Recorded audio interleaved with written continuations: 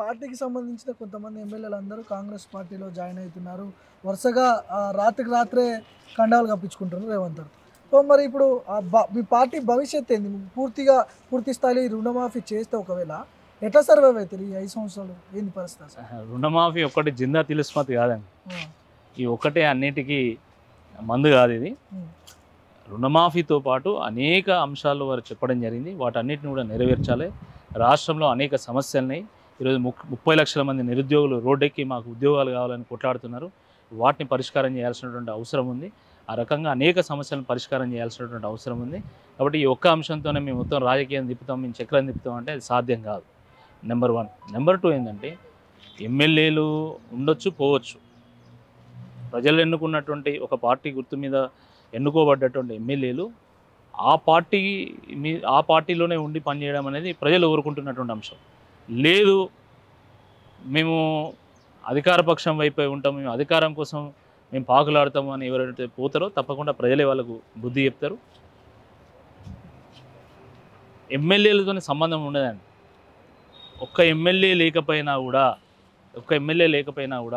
ప్రజలు కోరుకున్నప్పుడు ఏ పార్టీ అయినా అధికారంలోకి వస్తుంది. మొన్న ఇటీవల 2023లో జరిగినటువంటి ఎన్నికల్లో కూడా అది ప్రూవ్ అయింది. కాంగ్రెస్ పార్టీకి పట్టుమని 6 మంది ఎమ్మెల్యేలు లేరు, కానీ 64 మంది ఎమ్మెల్యేలను గెలిపించడం జరిగింది ప్రజలు. సో ప్రజలు కోరుకున్నప్పుడు ఇదేం పెద్ద విషయం కాదు. మొత్తం ఎల్పీ మొత్తం విలీనమైన మొత్తం ఈ తెలంగాణ భవన్ను కూడా కాంగ్రెస్ ప్రభుత్వం గుంజుకున్న ఒక్క కేసీఆర్ గారు ఆరోగ్యంగా ఉంటే చాలు. తప్పకుండా ప్రజల ఆకాంక్షలు తగ్గట్టు వారు పోరాడగలుగుతారు. వారి మీద నమ్మకం ఉన్నది. తప్పకుండా మళ్ళీ బీఆర్ఎస్ పార్టీ అధికారంలోకి వస్తుంది. మళ్ళీ తెలంగాణ అభివృద్ధి దిశగా బీఆర్ఎస్ పార్టీ ముందు తీసుకెళ్తుంది. ఈ నమ్మకం ప్రజలకు కూడా ఉన్నది. ఈరోజు చర్చ జరుగుతున్నది గ్రామాలలో. మళ్ళీ అధికారంలోకి వస్తామనే నమ్మకం 100%. చాలా మంది అవగాహన లేక ఈ పార్టీ ఉండదు, ఈ పార్టీ కూలిపోతుంది, కుప్పకూలుతుంది, విలీనమవుతుంది అని అవగాహన లేనటువంటి మాటలు మాట్లాడుతూ ఉంటారు. రాజకీయాల్లో గెలుపోవటం సహజమండి. ఏ పార్టీ ఓడిపోలే, ఏ నాయకుడు ఓడిపోలే చెప్పండి. ఇందిరాగాంధీ కూడా ఓడిపోయింది, వాజ్పేయి గారు ఓడిపోయారు. ఏ నాయకుడు ఓడిపోలేదు, ఏ పార్టీ ఓడిపోలేదు. ఓడిపోయినంత మాత్రాన శాశ్వతంగా వాళ్ళు ప్రతిపక్షంలోనే ఉంటారు, గెలిచినటువంటి వాళ్ళు శాశ్వతంగా అధికార పక్షంలోనే ఉంటారని చెప్పేసి కొంతమంది అపోహపడుతూ ఉంటారు. కానీ ప్రజాస్వామ్యంలో ఏదైనా సాధ్యమే. ప్రజాస్వామ్యంలో మార్పు అనేది అది శాశ్వతంగా ఉంటుంది. ఎప్పుడు మార్పు జరుగుతూనే ఉంటుంది. కాబట్టి ఖచ్చితంగా ఈరోజు అధికారంలో ఉండి విర్రవీగుతున్నటువంటి నాయకులకు మళ్ళీ ప్రజలే రేపు బుద్ధి చెప్తారు.